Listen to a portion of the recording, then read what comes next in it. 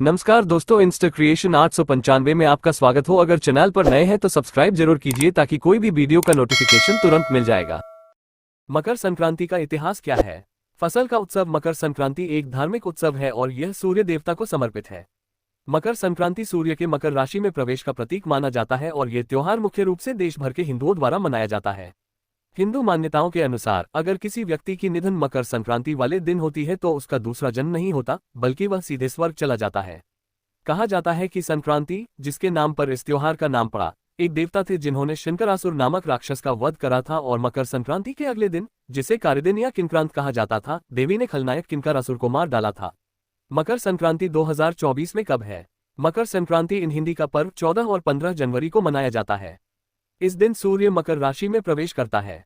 ये त्योहार बड़ी ही धूमधाम और श्रद्धा भाव के साथ मनाया जाता है। इस दिन लोग सूर्यदेव की पूजा कर अच्छी फसल की कामना करते हैं।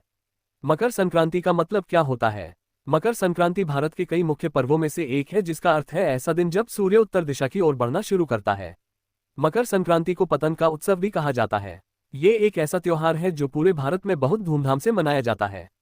पूरे भारत में हिंदुओं द्वारा मनाया जाने वाला एक प्रमुख फसल का त्योहार जो विभिन्न राज्यों में अलग अलग नामों और परंपराओं के साथ मनाया जाता है। मकर संक्रांति का त्योहार सर्दियों के अंत को दर्शाता और इसी दिन के बाद से लंबे दिनों की शुरुआत होती है। इस कारण इस समय सीमा को उत्तरायण के नाम से भी जाना जाता है। मकर संक्रांति क्यों मनाई जाती है? मकर संक्रांति के कई धार्मिक और सांस्कृतिक महत्व है। मकर संक्रांति का त्योहार 14 या 15 जनवरी में से एक दिन मनाया जाता है। मकर संक्रांति का दिन सूर्य देवता को समर्पित है। हिंदू मान्यताओं के अनुसार इस दिन को बहुत शुभ माना जाता है। इस दिन सूर्य मकर राशि में प्रवेश करता है, जिसे सर्दियों का अंत और लंबे दिनों की शुरुआत माना जाता है। मकर संक्रांति के दिन से सूर्य अपनी उत्तर दिशा में यात्रा शुरू करता है। इसलिए इस पर्व को कई जगह उत्तरायण के नाम से भी जाना जाता है, जैसे कि उत्तराखंड और गुजरात। इस दिन भारत के सभी किसान अपनी अच्छी फसल की प्रार्थना कर पतंग भी उड़ाते हैं। मकर संक्रांति कहाँ मनाई जाती है? भारत में मकर संक्रांति का त्योहार कई राज्यों में अलग अलग नाम और तरीके से मनाया जाता है। इस दिन लोग नदी में स्नान कर सूर्य की पूजा करते हैं। गुजरात और राजस्थान में इस दिन पतंग उड़ाना इस त्योहार का महत्वपूर्ण हिस्सा है। उत्तर भारत में इस दिन खिचड़ी खाई जाती है और नदी में स्नान कर दान करने की भी परंपरा है। दक्षिण भारत में पोंगल के नाम से जाना जाने वाला ये पर्व लगभग 4 दिन तक चलता है। इस दिन दक्षिण भारत में कृषि से जुड़ी चीजों की पूजा की जाती है और रंगोली बनाने की भी प्रथा है। पंजाब और हरियाणा की बात करें तो यहाँ मकर संक्रांति को माघी भी कहते हैं, जिससे एक दिन पहले लोहड़ी मनाई जाती है, जिसमें कई तरह के गीत गाए जाते हैं और गिद्दा भांगड़ा का भी आयोजन होता है। आसाम की बात करें तो यहाँ इस त्योहार को माघ बिहू के नाम से जाना जाता है और चावल से बने पकवान बनाए जाते हैं। साथ ही उत्तराखंड में इस त्योहार को लोग उत्तरायण के नाम से जानते हैं, जिसे घुघुती भी कहा जाता है, जो कि उत्तराखंड में बनने वाली एक मिठाई को भी कहते हैं। मकर संक्रांति का महत्व। भारत देश भर में उत्सव की खुशी की लहर का स्वागत करता है। जिस दिन पूरे आसमान में रंगीन पतंगों का घेरा होता है और उसी के बीच देश मकर संक्रांति में फसल उत्सव के साथ अंत और एक नई शुरुआत का त्योहार मनाता है। कृषि महत्व के साथ साथ मकर संक्रांति को सूर्य देव को समर्पित पूजा द्वारा भी चिन्हित किया जाता है, जो अंधेरे पर प्रकाश की विजय का प्रतीक है।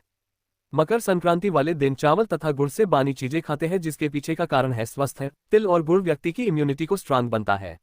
मकर संक्रांति के बाद से बड़े दिनों की शुरुआत हो जाती है। इस दिन गंगा स्नान कर सूर्य की उपासना की जाती है। कहा जाता है कि इस दिन किया हुआ दान आपके 500 गुना होकर लौटता है। कहा जाता है कि मकर संक्रांति के दिन गंगा नदी भागीरथी नदी के साथ साथ कपिल मुनि के आश्रम से होते हुए सागर में मिल गई थी। मकर संक्रांति के दिन खाने में तिल और गुड़ का खूब इस्तेमाल किया जाता है। इस दिन को शांति का प्रतीक भी माना जाता है, क्योंकि इस दिन सभी लोग अपने मतभेद मिटाकर एक साथ त्योहार मानते हैं। मकर संक्रांति। भीष्म पितामह ने चुना था देह त्याग के लिए मकर संक्रांति का दिन। मान्यता है कि इस अवसर पर दिया गया दान 100 गुना बढ़कर पुनः प्राप्त होता है।